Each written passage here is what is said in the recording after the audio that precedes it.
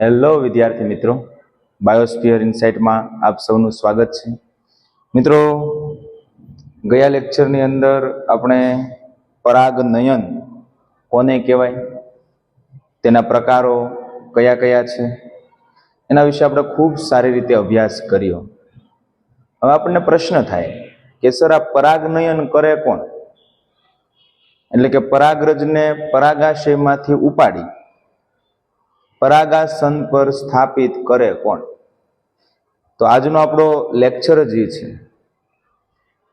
પરાગવાહકો, કે પરાગનયન માટે જવાબદાર જે ઘટકો હોય એને આપણે પરાગવાહકો તરીકે ઓળખતા હોઈએ. આજના લેક્ચરની અંદર આપણે પરાગવાહકો વિશે વાત કરવાની છે, પોલિનેટર્સ વિશે વાત કરવાની છે. તો વધુ સમય ન લેતા આપણે ફટાફટ આપણા ટોપિક પર જઈએ. ટોપિકનું નામ છે પરાગનયન માટેના વાહકો, એટલે કે પરાગવાહકો. તો ધ્યાનથી મિત્રો સમજો, વાત કરવી છે આપણે પરાગ વાહકો. ઇંગ્લિશમાં કહેશું પોલિનેટર્સ, બરાબર? પોલિનેટર્સ તરીકે ઓળખવામાં આવે, પરાગવાહકો તરીકે ઓળખવામાં. હમણાં મેં તમને કીધું જ છે, તમને બધાને ખ્યાલ જ હોય કોને કહેવાય પરાગવાહકો. તો કે પરાગનયન. યાદ કરો તો ભાઈ, પરાગનયન કોને કહેવાય?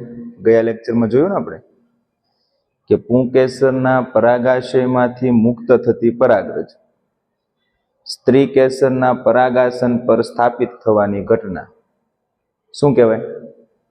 પરાગનયન. તો પરાગનયન માટે જવાબદાર જે વાહકો હોય, કે જે પરાગરજને એક જગ્યાએથી બીજી જગ્યાએ લઈ જતા હોય, એને આપણે શું કહીશું? પરાગવાહકો. વિદ્યાર્થી મિત્રો, આ જે પરાગવાહકો છે એ સામાન્ય રીતે બે પ્રકારના હોય, બરાબર? પરાગવાહકો છે એ કેટલા પ્રકારના હોય ભાઈ? બે પ્રકારના. કયા કયા હોય? એક હોય જૈવિક પરાગવાહકો, બરાબર, અને બીજા હોય અજૈવિક પરાગવાહકો, બાયોટિક પોલિનેટર્સ એન્ડ નોન બાયોટિક અથવા એબાયોટિક પોલિનેટર્સ. રાઈટ? શબ્દ ઉપરથી તમને અંદાજ આવે. જૈવિક, કે પરાગનયનની અંદર કોઈ સજીવો ભાગ ભજવતા હશે, કોઈ સજીવો ભાગ લેતા હોય, તો એને આપણે જૈવિક પરાગવાહકો કહીએ, બરાબર? તો એનું એક્ઝામ્પલ બેટા યાદ રાખી લેજો કે જે પ્રાણીઓ છે ને, એ પ્રાણીઓ કેવા પરાગવાહકો છે? જૈવિક પરાગવાહકો છે, બરાબર? અને અજૈવિક પરાગવાહકોની અંદર કોનો કોનો સમાવેશ થાય? તો કે હવા. હા, ઘણા હોય ને, હા, એ નહીં, પણ આ એરની વાત થાય, બરાબર? વિન્ડની વાત થાય, હવા. તે ઉપરાંત પાણી હોય, વોટર, બરાબર? તો આ બંને છે એ કેવા છે? અજૈવિક, કે હવા દ્વારા પરાગરજ એક જગ્યાએથી બીજી જગ્યાએ જશે, અથવા તો પાણી દ્વારા પરાગરજ છે એ એક જગ્યાએથી બીજી જગ્યાએ જશે. ક્લિયર? તો હવા અને પાણી કેવા છે? અજૈવિક પરાગવાહકો છે. મગજમાં બેસાડી દેજો. હવે બેટા, હવા દ્વારા પરાગનયન થતું હોય ને, બરાબર, તો એને એનિમોફિલી કહેવાય. શું કહેશું? એનિમોફિલી. ઇંગ્લિશ શબ્દ યાદ રાખવાના બેટા. કેમ ખબર? તો કે કોઈ પણ જગ્યાએ નીટમાં વિદ્યાર્થીઓને થોડુંક જો તકલીફ પડતી હોય ને, ખાસ કરીને ગુજરાતના બાળકોને, તો એને આ ઇંગ્લિશ શબ્દથી તકલીફ પડે. બેટા, જો તમારે નીટની અંદર સારો સ્કોર કરવો હોય તો તમારે એક કામ જરૂરથી કરવાનું. શું? તો કે એનસીઆરટી તો તમે પ્રોપરલી રીડ કરવાના જ છો, પણ માત્ર તમારે એનસીઆરટી રીડ કરતી વખતે માત્ર ગુજરાતી શબ્દો જ નથી જોવાના, તો સાથે સાથે ના બ્રેકેટની અંદર, કાઉન્સની અંદર જે અંગ્રેજી શબ્દો આપ્યા હોય ને, એ પણ તમારે યાદ રાખવાના. હું તમને એક સારું નાનું એવું ઉદાહરણ આજના ટોપિકનું લઈને એમ કહું. તમને એમ પૂછ્યું હોય કે હવા દ્વારા પરાગનયન સમજાવો, તો તમને આવડી જાય. પણ એમ પૂછવું હોય એનિમોફિલી સમજાવો તો ન આવડે. એવી જ રીતના પાણી દ્વારા પરાગનયન પૂછવું હોય તો આવડી જાય, પણ હાઇડ્રોફિલી કહે તો ભીંસ પડી જાય. એટલે આપણે ભીંસ પડે એવું એક પણ કામ કરવાનું નથી. પાણી દ્વારા પરાગનયન થતું હોય તો એને શું કહેવાય? હાઇડ્રોફિલી કહેવામાં આવે. ક્લિયર? Okay, very good. અને જો પ્રાણીઓ દ્વારા થતું હોય પરાગનયન તો એને ઝૂફિલી કહેવામાં આવે. ઝૂફિલી, રાઈટ? તો પરાગવાહકોના આધારે પરાગનયન 3 પ્રકારે થાય: ઝૂફિલી, એનિમોફિલી, હાઇડ્રોફિલી. રાઈટ? તો આ વસ્તુ ભૂલાવી જોઈએ નહીં બેટા. ક્લિયર? બાયોલોજીની અંદર મેં તમને કીધું એમ કે ઇંગ્લિશ શબ્દ બેસ્ટ છે કોઈ પણ ચેપ્ટર હોય, બરાબર. અંગ્રેજી શબ્દો તમને જો પાકા હશે તો જ તમે દરેક પ્રશ્ન સારી રીતે સોલ્વ કરી શકશો, નહીતર નહીં થાય. એટલે યાદ રાખજો. ચાલો આગળની વાત કરીએ. પરાગનયન માટેના વાહકો. હવે થોડું આપણે એનસીઆરટી બેઝ ઉપર જ હાલવાનું છે. પરાગનયન માટેના વાહકો, એજન્ટ્સ ઓફ પોલિનેટર્સ, ધ પોલિનેશન્સ. વનસ્પતિઓ હોય એ 2 પ્રકાર, અજૈવિક એટલે હમણાં જોઈએ એમ પવન, પાણી, અને એક જૈવિક એટલે કે પ્રાણીઓ ઘટકોનો શેના તરીકે ઉપયોગ કરે? વાહક તરીકે ઉપયોગ કરે. હમણાં આપણે જોયું કે અજૈવિક અને જૈવિક વાહકો દ્વારા પરાગનયન થતું. મોટા ભાગની વનસ્પતિઓ પરાગનયન માટે કોનો ઉપયોગ કરે? જૈવિક વાહકોનો ઉપયોગ કરે. શું કામ ભાઈ? કારણ કે જૈવિક વાહકો દ્વારા પરાગનયન સક્સેસફુલ થવાની સંભાવના કેવી હોય?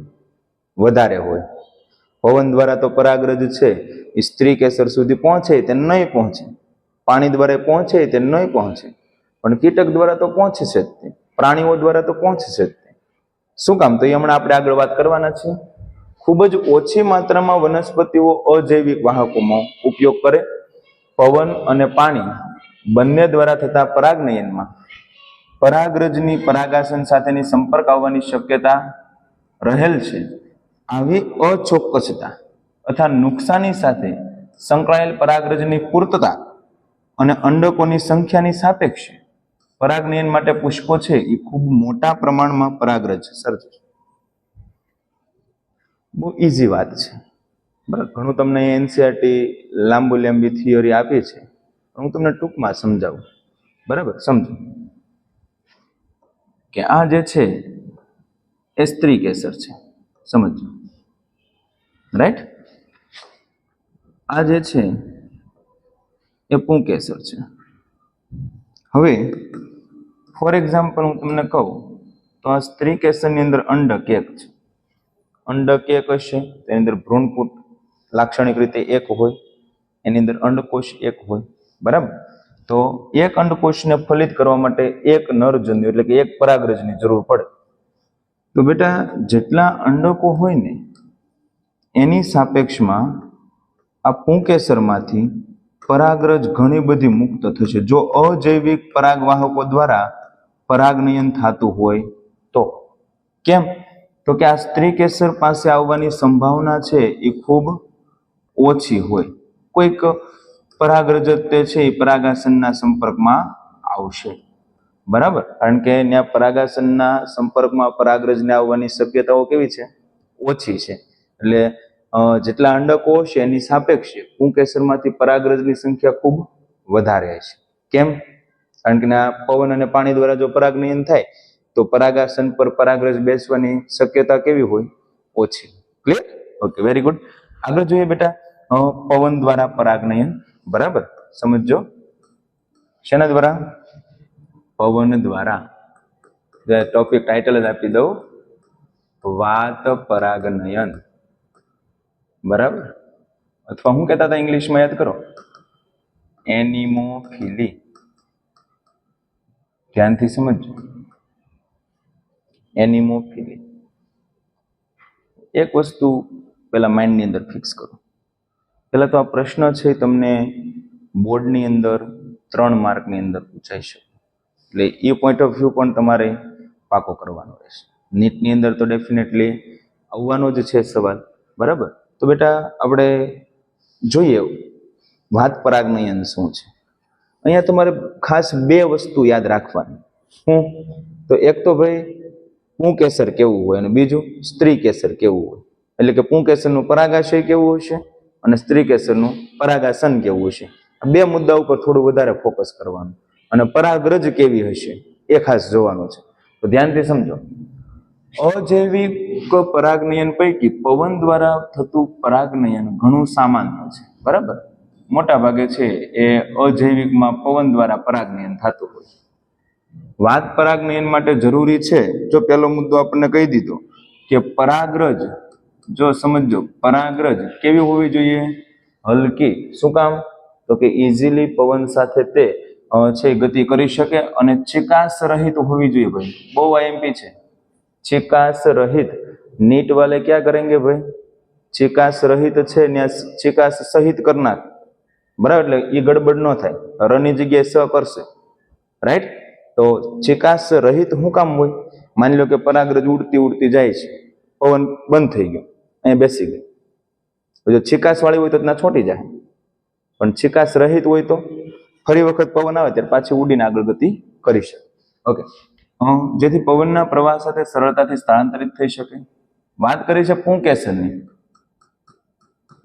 પુંકેસર કેવું હોવું જોઈએ? ખૂબ સારી રીતે ખુલ્લા કે મુક્ત હોવા જોઈએ. શું કામ?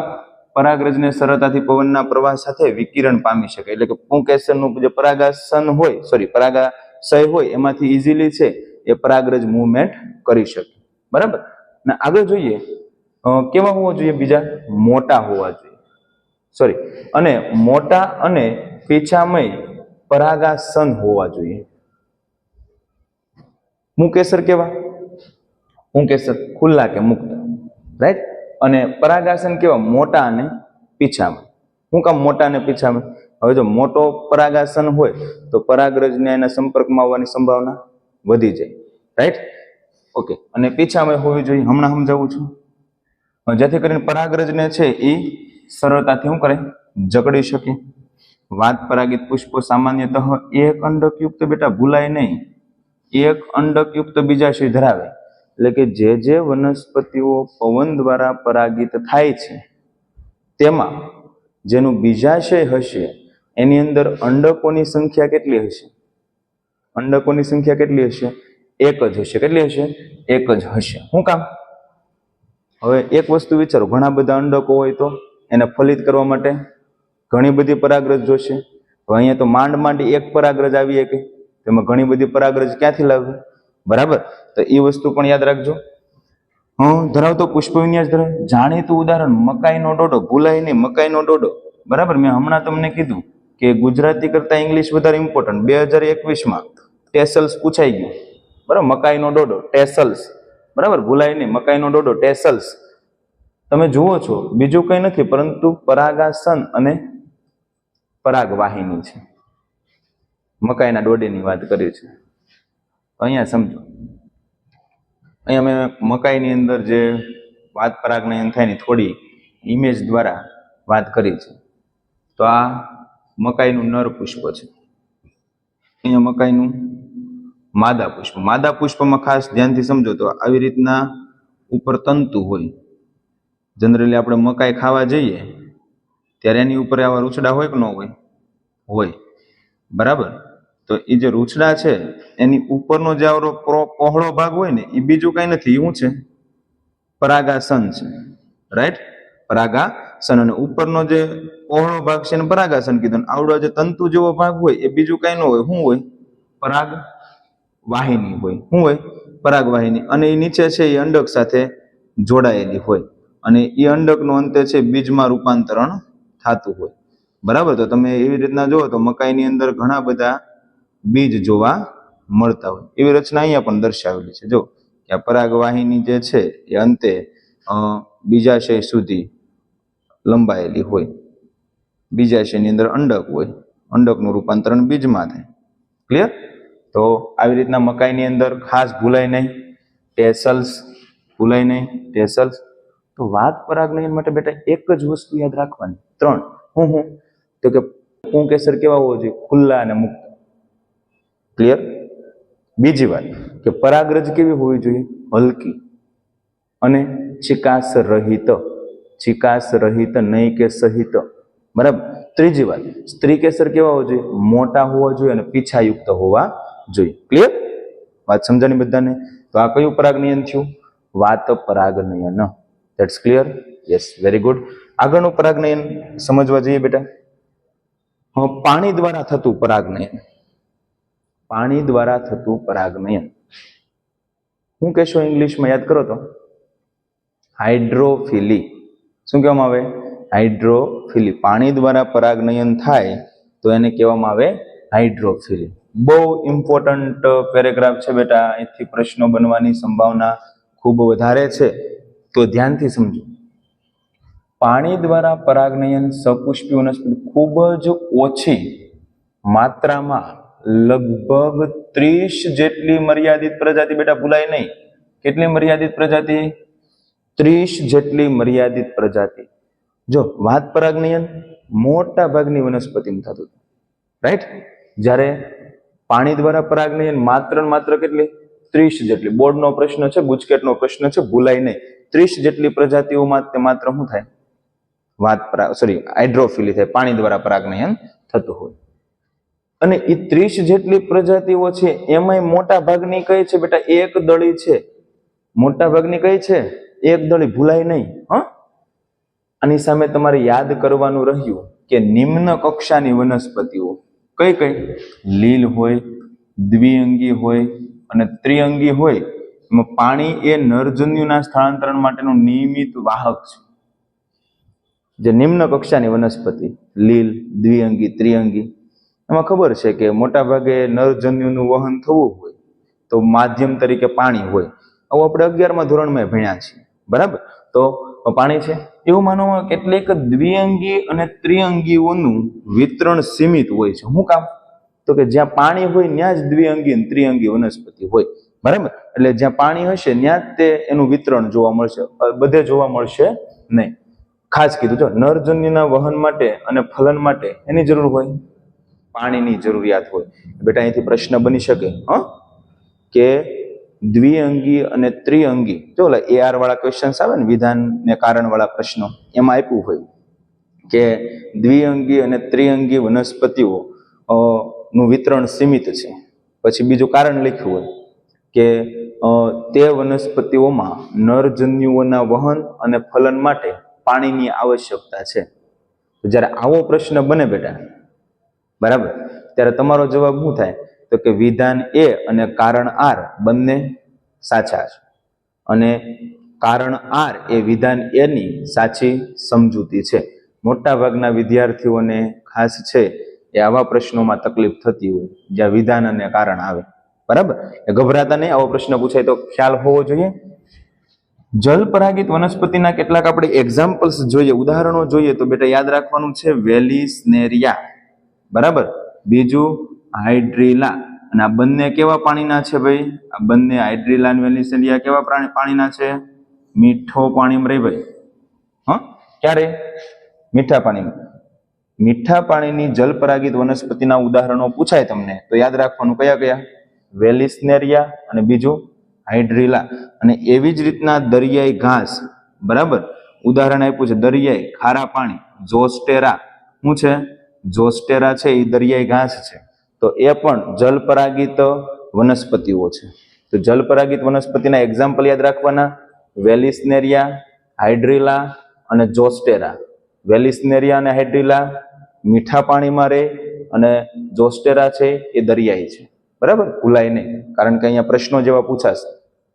MCQ માટે જ ટોપિક વધારે ઇમ્પોર્ટન્ટ છે. ક્લિયર? નેક્સ્ટ વાત કરીએ બેટા, બધી જ જલીય વનસ્પતિઓ. સાંભળજો, બહુ અગત્યની વાત કરી છે બેટા, અહીંથી તમને વિધાન કારણ બની શકે. બધી જ જલીય વનસ્પતિઓ પરાગનયન માટે પાણીનો ઉપયોગ કરતી નથી. કેમ સર?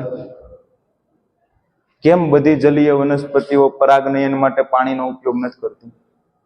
જલીય વનસ્પતિ એટલે પાણીમાં તો રહે છે, પણ પરાગનયન માટે પાણીનો ઉપયોગ નથી કરતી.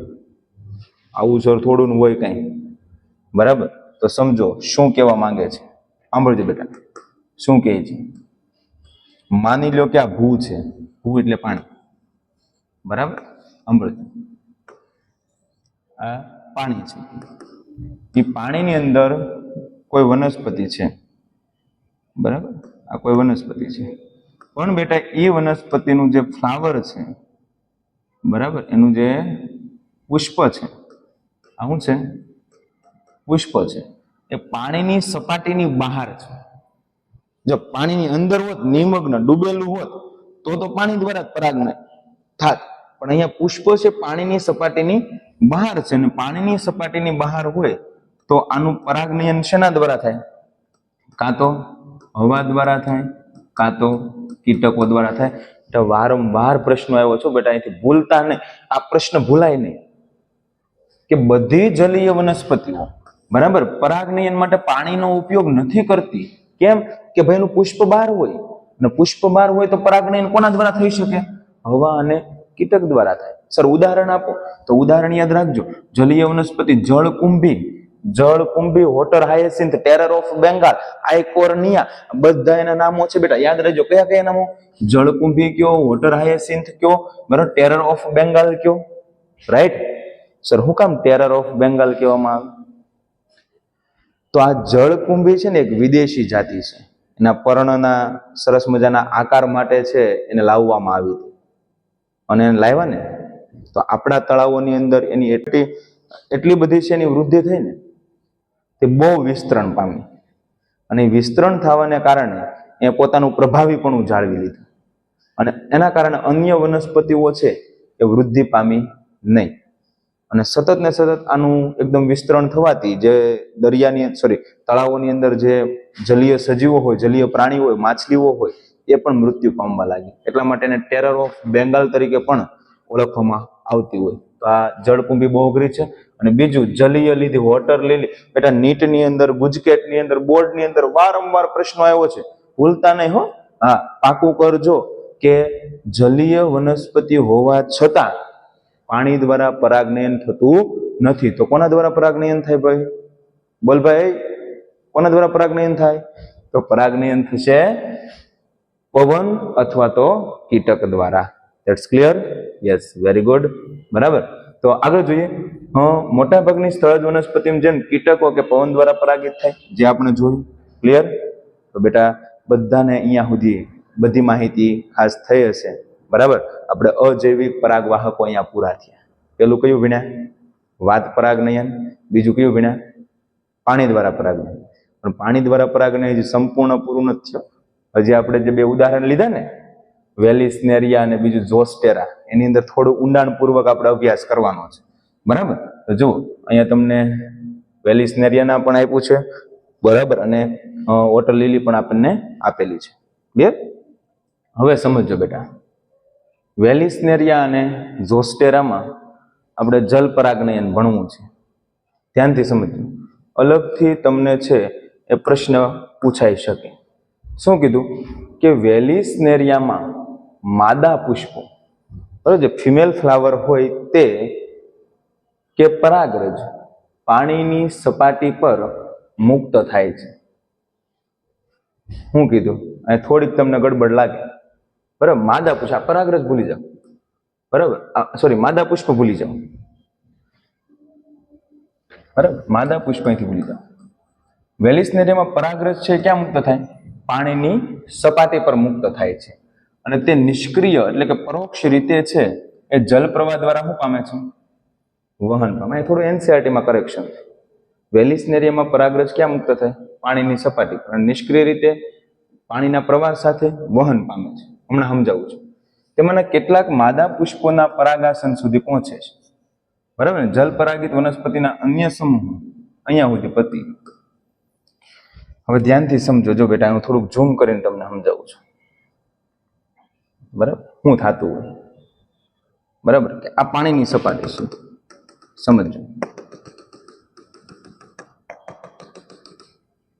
એમાં જે નર પુષ્પ હોય ને, નર પુષ્પ, એમાંથી પરાગરજ પાણીની સપાટી ઉપર મુક્ત થાય અને પાણીના પ્રવાહ દ્વારા છે એ ગતિ કરતી હોય.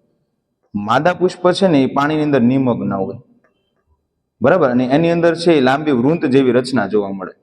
અને એ વૃંત વડે છે એ પોતાના વૃંત વડે એ પરાગરજ છે એ પોતાના પરાગાસન ઉપર બેસાડી લે અને પછી પાછું અંદર જતું રહે. આવી પ્રક્રિયા થતી હોય. જો અહીંયા આપણને દર્શાવ્યું છે ફિમેલ ફ્લાવર છે, અહીંયા એનું પરાગાસન છે, અહીંનો લાંબો વૃંત છે, તંતુમય સ્પ્રિંગ જેવી રચના. જ્યારે પરાગરજ મુક્ત થઈ, આ પરાગરજ મુક્ત થઈ મેલ ફ્લાવર, બરાબર, ત્યારે એ જે વૃંત છે એ પાણીની સપાટી પર આવે, પરાગરજને માથે બેસાડી લે અને પાછી નિમગ્ન થઈ.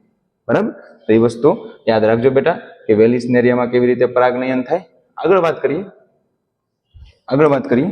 જો જલ પરાગિત વનસ્પતિના અન્ય બીજી વનસ્પતિ દરિયાઈ ઘાસ ભણી ગયા જોસ્ટેરા, એમાં માદા પુષ્પો હોય ક્યાં હોય? પાણીમાં નિમગ્ન રહે. પાણીમાં નિમગ્ન એટલે અહીંયા શું હતું કે માદા પુષ્પો સ્પ્રિંગ જેવી રચના ધરાવવાની પરાગાસનને ઉપર લાવે, રાઈટ. પણ અહીંયા જોસ્ટેરામાં એવું નહીં હોય. માદા પુષ્પો પાણીની અંદર ડૂબેલા જ રહેશે. પછી પરાગરજ પાણીની અંદર મુક્ત થાય. ઓલા પણ પાણીની સપાટી ઉપર મુક્ત થાય. જો પરાગરજ પાણીની સપાટી પર મુક્ત થતી, અહીંયા પાણીની અંદર મુક્ત થાય, પાણીની અંદર મુક્ત થશે. આવી ઘણી જાતિઓમાં પરાગરજ કેવી હશે બેટા? લાંબી હશે. યાદ રાખજો કે જલ પરાગિત વનસ્પતિની પરાગરજ કેવી હોય તો કે લાંબી હોય, પછી પટ્ટીમય હોય, રાઈટ, અને પાણીમાં નિષ્ક્રિય રીતે વહન પામે છે અને તેમાંની કેટલીક પરાગાસન સુધી પહોંચે છે. બરાબર, શું કામ આવી? લાંબી અને પટ્ટીમય, જેથી કરીને ઇઝીલી છે એ નિષ્ક્રિય રીતે વહન પામી શકે. મોટા ભાગની જલ પરાગરજ જે છે એ ભેજથી રક્ષણ માટે બેટા, ભેજ ન લાગી જાય, એ પરાગરજ છે મૃત ન થાય એટલા માટે એનું આવરણ આવેલું હોય, શ્લેષ્મથી આવૃત હોય બેટા. મ્યુસિલેજિનસ કવરિંગ આવેલું હોય, એની ઉપર છે એ શ્લેષ્મનું આવરણ, જેથી કરીને પરાગરજને પાણીથી, ભેજથી છે શું મળે? રક્ષણ મળે. કઈ વનસ્પતિમાં? જોસ્ટેરા, જલ પરાગિત વનસ્પતિમાં. That's clear. તો અહીંયા બે વસ્તુ યાદ રાખવાનું બેટા, બહુ ઇમ્પોર્ટન્ટ છે. વેલિસ્નેરિયામાં શું થયું તો કે જે સ્ત્રી કેસર હતું પાણીમાં ડૂબેલું હતું, પણ પરાગરજ પાણીની સપાટી ઉપર મુક્ત થઈ. એટલે સ્ત્રી કેસર જે છે એ પોતાની લાંબી વૃંત જેવી રચના વડે છે સપાટી ઉપર આવ્યું, પરાગરજને બેહાડી દીધી, આગળની પ્રક્રિયા થશે. જોસ્ટેરામાં શું થયું? સ્ત્રી કેસર પાણીની અંદર ડૂબેલું હતું, પરાગરજ પાણીમાં મુક્ત થઈ અને પાણીમાં નિષ્ક્રિય રીતે વહન પામવા માટે પરાગરજ કેવી હતી? લાંબી હતી, પટ્ટીમય હતી અને શ્લેષ્મથી આવૃત હતી, અને એ અંદર છે સ્ત્રી કેસર સુધી પહોંચશે.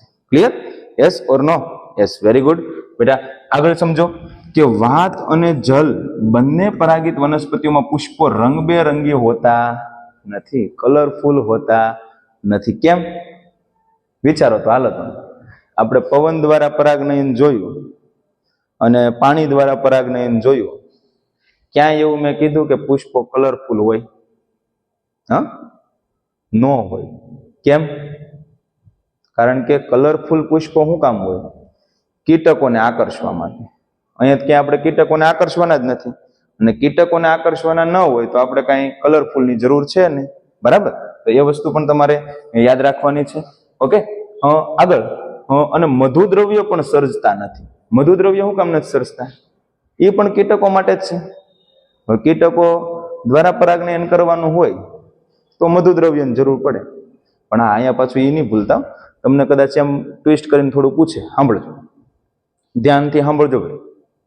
એવું કદાચ તમને પૂછે કે જલીય વનસ્પતિ, જળકુંભી અને જલીય લીલીમાં પુષ્પો રંગબેરંગી અને મધુદ્રવ્ય ધરાવતા હોય છે. વિધાન સાચું કે ખોટું? તો તમારો આન્સર શું થાય? સાચું ખોટું ભાઈ? સાચું છે. કેમ? કારણ કે એને તો રંગબેરંગી ફ્લાવર બનાવવા પડે, મધુદ્રવ્ય ધરાવતા ફ્લાવર બનાવવા પડે. કેમ? કારણ કે એને કીટકો દ્વારા પરાગનયન થવાનું છે ને, રાઈટ. તો એ વસ્તુ પણ તમારે યાદ રાખવાની છે બેટા. છેલ્લું આપણું જે પરાગવાહકોનું ઉદાહરણ છે એ જોઈએ ફટાફટ. ચલો આગળની વાત કરીએ. મોટા ભાગની સપુષ્પી વનસ્પતિ, જો બેટા મોટા ભાગની સપુષ્પી વનસ્પતિઓમાં પરાગવાહકો તરીકે કોણ હોય? વિવિધ પ્રાણીઓનો ઉપયોગ થાય. યાદ રાખજો બેટા, કયા કયા પ્રાણી? મધમાખી, પતંગિયા, માખી, ભૃંગ કીટકો, બીટલ્સ કહેવાય, ભમરીઓ, વાસ્પ કહેવાય, કીડી, ફૂદા, પક્ષીઓમાં કોણ કોણ? સનબર્ડ એટલે કે દેવ ચકલી, અને બીજું હર્મિંગ બર્ડ એટલે કે ગુંજન પક્ષી, રાઈટ. તથા ચામાચીડિયું સામાન્ય પરાગવાહકો છે. સામાન્ય પરાગવાહકોના ઉદાહરણ આપ્યા, બીજું કઈ નથી ને. એમ કેટલાક ફોટોગ્રાફ્સ પણ તમને દર્શાવ્યા છે. ચામાચીડિયું છે, મધમાખી છે, બરાબર, સનબર્ડ છે, પતંગિયા છે, બરાબર, હર્મિંગ બર્ડ છે, એ બધું અમને ત્યાં દર્શાવેલું છે. કીટક દ્વારા પરાગનયન થાય, પરાગરજ એક જગ્યાએ બીજી જગ્યાએ જાય. પ્રાણીઓ પૈકી કીટકો, જો પ્રાણીઓમાં ખાસ સંધિપાત સમુદાયનો કયો વર્ગ? કીટક વર્ગ. એમાં ખાસ કરીને પાછું કોણ? મધમાખી. એ પ્રભાવી જૈવિક પરાગવાહક છે. ગુજરાત બોર્ડ માટે આઈએમપી. પ્રભાવી જૈવિક પરાગવાહક કોણ? મધમાખી. આ ઉપરાંત મોટા પ્રાણીઓ છે, કદમાં મોટા હોય, જેવા કે કેટલાક પ્રાઇમેટ, લેમુર, વૃક્ષારોહી તીક્ષ્ણ દાંત ધરાવતા એટલે કે કર્તનશીલ પ્રાણીઓ, બરાબર, અથવા તો સરીસૃપો, ગેકો, ગરોળી અને કાછીડો, બરાબર, ઉદાહરણો છે, યાદ રાખવાના છે. હવે વિવિધ જાતિઓમાં પરાગવાહકો તરીકે નોંધાયા છે. ક્લિયર? તો બધા પરાગવાહકોના ઉદાહરણ આપ્યા. ટૂંકમાં પરાગવાહક તરીકે પ્રાણીઓ હશે. That's clear? Yes, very good. હવે જુઓ, અહીંયા આ બાબત બહુ ઇમ્પોર્ટન્ટ છે. હા, કંઈક મેળવવા માટે કંઈક ગુમાવવું પડે, બરાબર. એટલે કે કંઈક વસ્તુ હાંસલ આપણે કરવી હોય તો કંઈક વસ્તુ આપણે હામી આપવી પડે. તેમાં પુષ્પને અહીંયા લોભ છે. શું લોભ છે પુષ્પને? કે એનું પરાગનયન થવું જોઈએ. તો એ લોભ પૂરો કરવા માટે પુષ્પએ પરાગવાહકોને કંઈક ગિફ્ટ આપવી પડશે. તો પુષ્પો એવા કયા કયા અનુકૂલનો દર્શાવે છે જેથી એનું પરાગનયન સક્સેસફુલ થાય? તો જો અહીંયા શું કીધું? પ્રાણી દ્વારા પરાગિત વનસ્પતિઓના પુષ્પો મોટે ભાગે પ્રાણીની ચોક્કસ જાતિ માટે વિશિષ્ટ પ્રકારના અનુકૂલનો વિકસાવે. એટલે કે ચોક્કસ જાતિ માટે ચોક્કસ અનુકૂલન હશે, બરાબર. કે દરેક વનસ્પતિ છે એ પ્રાણીઓને આકર્ષવા માટે, પ્રાણીઓ દ્વારા પરાગનયન કરાવવા માટે અલગ અલગ અનુકૂલનો દર્શાવતી હોય. તો એ અનુકૂલનો કયા છે એના? તો કે ભાઈ મોટા ભાગની જે સમજો, મોટા ભાગની જે કીટ પરાગિત પુષ્પો છે. કીટ પરાગિત પુષ્પો એટલે કે જેનું પરાગનયન કીટકો દ્વારા થતું હોય એની માટે વનસ્પતિ શું કરે છે? રાઈટ? તો સમજો, તો મોટે ભાગે મોટા, રંગબેરંગી, કલરફુલ, સુગંધીદાર અને મધુરસથી સમૃદ્ધ હોય, બરાબર. કે જે વનસ્પતિ કીટક દ્વારા પરાગિત થતી હોય એ વનસ્પતિના જે પુષ્પો હોય એ કેવા હોય? કદમાં મોટા હોય, કલરફુલ હોય, સુગંધીદાર હોય અને મધુદ્રવ્યથી સમૃદ્ધ હશે. રાઈટ? તે ઉપરાંત વાત કરીએ કે જ્યારે પુષ્પો નાના હોય, જો કદાચ વનસ્પતિના પુષ્પો બેટા નાના હોય તો શું થાય? તો ઘણા પુષ્પો એકઠા થાય, ઘણા પુષ્પો ભેગા થાય અને શું બનાવી નાખે? પુષ્પ વિન્યાસ, જેથી કરીને કીટકો બેટા શું થાય? આકર્ષાતા હોય, બરાબર, આકર્ષક બને અને પ્રાણીઓ પુષ્પના રંગ અથવા સુગંધથી આકર્ષાતા હોય. તો એક વસ્તુ અહીંયા ક્લિયર થઈ કે જે વનસ્પતિને કીટકો દ્વારા પરાગનયન કરાવવું છે તો એ વનસ્પતિનું અનુકૂલન કેવું હોય? તો કે પુષ્પ મોટા હોવા જોઈએ, રંગબેરંગી હોવા જોઈએ, સુગંધીદાર હોવા જોઈએ, મધુરસથી સમૃદ્ધ હોવા જોઈએ. પણ આપણને તો એમ થાય છે કે પુષ્પ આપણી હાટું છે, આપણને ગમે છે એટલે વનસ્પતિ આવા પુષ્પો ઉત્પન્ન કરે છે, પણ ખરેખર એવું છે નહીં. તો પરાગવાહકો માટે છે. આગળ જુઓ, માખીઓ, બરાબર, મસ્કા ડોમેસ્ટિકા અને ભૃંગ કીટકો, બીટલ્સ થી પરાગિત જે પુષ્પો હોય કે જે વનસ્પતિનું પરાગનયન માખીઓ દ્વારા કે ભૃંગ કીટકો દ્વારા થતું હોય તે પ્રાણીઓને આકર્ષવા, પ્રાણીઓને પોતાની તરફ આકર્ષવા માટે, આકર્ષવા ઉપરથી યાદ આવ્યું કે દરેક જગ્યાએ આવું હાલે, હા, કે આકર્ષવા માટે કંઈક ને કંઈક આપણામાં ખાસિયત હોવી જોઈએ. તો માખીઓ અને ભૃંગ કીટકો આકર્ષવા માટે શું કરે? દુર્ગંધ, બેડ સ્મેલ સર્જતા હોય, બરાબર, દુર્ગંધ સર્જતા હોય. પ્રાણીઓની મુલાકાતો નિશ્ચિત કરવા પુષ્પો આ પ્રાણીઓને શું આપે? પુરસ્કાર આપે કે લ્યો એવોર્ડ, બરાબર, એવોર્ડ આપવામાં આવે. શું એવોર્ડ અપાય? કાં તો મધુદ્રવ્ય, કાં તો એવોર્ડ તરીકે શું છે? મધુદ્રવ્ય, અને કાં તો એવોર્ડ તરીકે શું છે? પરાગરજ, અથવા તો બંને હશે. ક્લિયર? હા કે ના? તો ફરી વખત જો, કીટકોને આકર્ષિત કરવા માટેની બધી ખાસિયતો છે વનસ્પતિની. ક્લિયર? આગળ, પ્રાણીઓને મળતા સામાન્ય પુરસ્કાર છે. આ પુરસ્કારની પ્રાપ્તિ, એટલે કે આ પુરસ્કાર મેળવવા માટે જે પ્રાણીઓ હશે એ પરાગાશય અને પરાગાસન ના શું આવશે? સંપર્કમાં આવશે. પરાગાશય અને પરાગાસનના સંપર્કમાં આવે, અને એ પરાગાશય અને પરાગાસનના સંપર્કમાં આવે ત્યારે જો એક વસ્તુ યાદ રાખજો, કીટકો છે ને એનો હેતુ પરાગનયનનો નથી. એનો હેતુ તો શું છે? કે પરાગરજ લેવી અને મધુદ્રવ્ય લેવું. તો આ પ્રક્રિયા કરવા જાય ને ત્યારે પરાગનયન ઓટોમેટિકલી થઈ જતું હોય, બરાબર. આગળ, આ પ્રાણીઓનો દેહ પરાગરજનું આવરણ મળે. જ્યારે પરાગરજ ખાવા જાય અથવા તો મધુર રસ પીવા જાય ત્યારે એની હારે એના શરીર સાથે છે પરાગરજ છોંટી જાય. અને પ્રાણી દ્વારા પરાગિત પુષ્પમાં પરાગરજ કેવી હોય બેટા? જો યાદ રાખજો, ચિકાસ યુક્ત. હમણાં આપણે ભણ્યા હતા, ચિકાસ વિહીન શેમાં હોય? ચિકાસ રહિત શેમાં હોય? હવા દ્વારા પરાગનયન થાય ત્યાં. પણ પ્રાણી દ્વારા થાય તો ચિકાસ યુક્ત હોય. જ્યારે આ પ્રાણી પોતાના દેહ ઉપર પરાગરજ સાથે પરાગાસનના સંપર્કમાં આવે ત્યારે પરાગનયન થાય. સીધી વાત છે કે જ્યારે કોઈ કીટક પુષ્પમાંથી રસ ચૂસવા માટે જાય ત્યારે પરાગરજ એના શરીર સાથે ચોંટી જાય. પછી એક ને એક પુષ્પનો રસ તો કેટલીક ઘડી પીવો, બરાબર? એટલે શું કરે? એક પુષ્પમાંથી બીજા પુષ્પ પાસે જાય.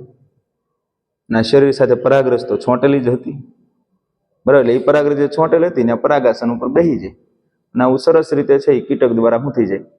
પરાગનયન થઈ જાય. કેવું છે ને? હા, બરાબર. આ બધી કુદરતી બાબતો છે. આગળ જોઈએ બેટા.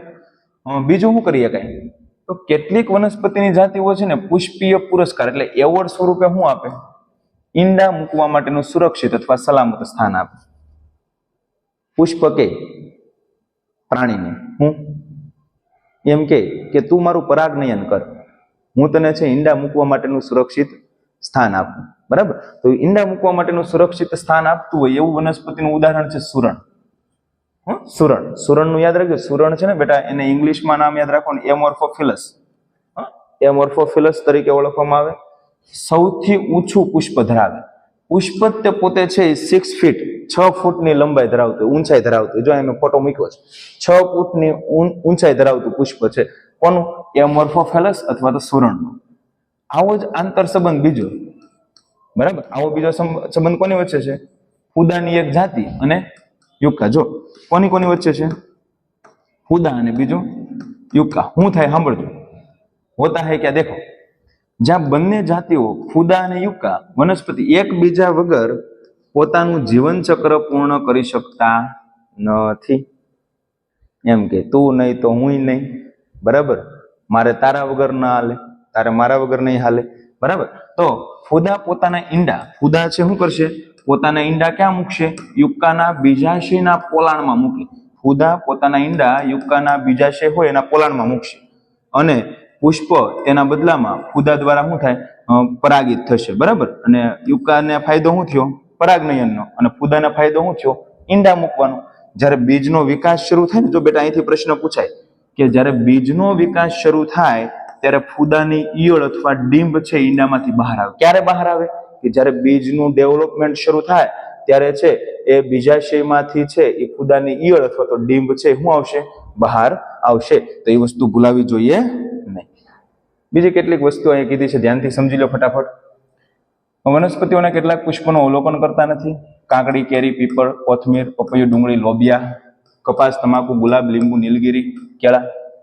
સર આ બધું શું કામ કરાવો? એનસીઆરટી. શબ્દ શબ્દ હાલવું પડે, બરાબર? કઈ બાકી ન રહે. અહીંથી કંઈકથી પ્રશ્ન આવી ગયો તો આવે જ છે. તે શોધવાનો પ્રયત્ન કરો કે કયા પ્રાણી તેની મુલાકાત લે છે ત્યાં શું પરાગવાહકો છે. બેઠા બેઠા એ કરવાનું કે કોઈ વનસ્પતિ હોય તેની પાસે કયા કયા કીટકો આવતા હોય, કયા કયા પક્ષીઓ આવતા હોય, કયા કયા પ્રાણીઓ આવતા હોય અને એ હું પરાગનયન કરે છે કે કેમ એ જોવાનું છે.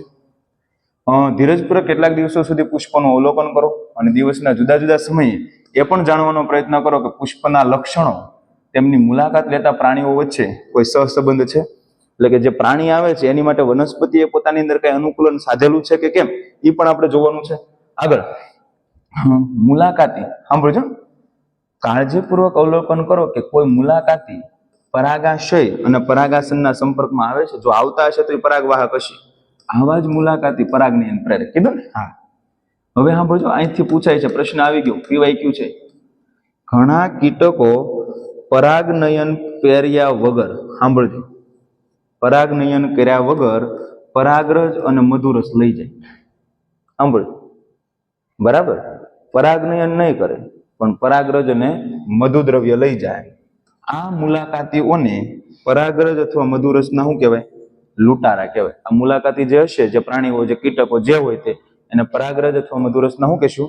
લૂંટારા કહેવામાં આવશે. તમે કદાચ પરાગવાહકોને ઓળખી પણ શકશો અથવા ન પણ ઓળખી શકો, પરંતુ એ ચોક્કસ છે કે તમે જેવી રીતના આપણો લેક્ચર ભણો છો એવી રીતના તમે આ પ્રયત્નોને માણશો તો ખરા, રાઈટ?